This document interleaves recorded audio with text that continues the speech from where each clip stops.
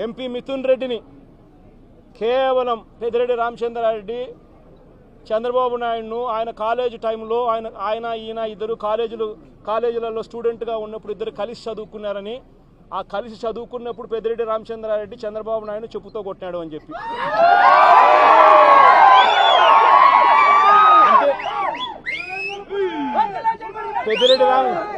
పెద్దిరెడ్డి రామచంద్రారెడ్డి చిన్నప్పుడు చేసిన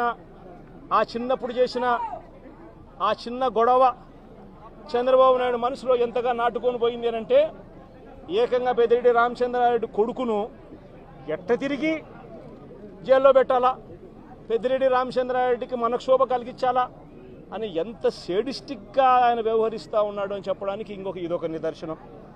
కాలేజీ టైంలలో గొడవలు జరుగుతూ ఉంటాయి, కొట్టుకుంటూ ఉంటారు. పిల్లోళ్ళన్నీ కొట్టుకోకుండా ఉంటారా? పిల్లోళ్ళు అన్నప్పుడు చంద్రబాబు నాయుడు ఉడుకు రక్తంలో ఉంటాడు, మా పెద్దిరెడ్డి రామచంద్రరాడు అన్న ఉడుకు రక్తంలోనే ఉండింటాడు. తపానాలు పీకింటాడు, ఏం తప్పే ఉంది ఆ టైంలో జరిగింటాయి. ఆ జరిగిందని గుర్తుపెట్టుకొని సేడిజంగా ఇన్ని సంవత్సరాల తర్వాత కూడా ఆయన కొడుకును కూడా జైల్లో పెట్టించాలని చెప్పి ఇంతగా తాపత్రయపడతా ఉన్నాడంటే చంద్రబాబు నాయుడు, ఈయన మనిషిలోని విషం, ఈ మనిషిలోని రాక్షసత్వం ఎంతగా ఉంది అని చెప్పడానికి ఇదొక నిదర్శనం.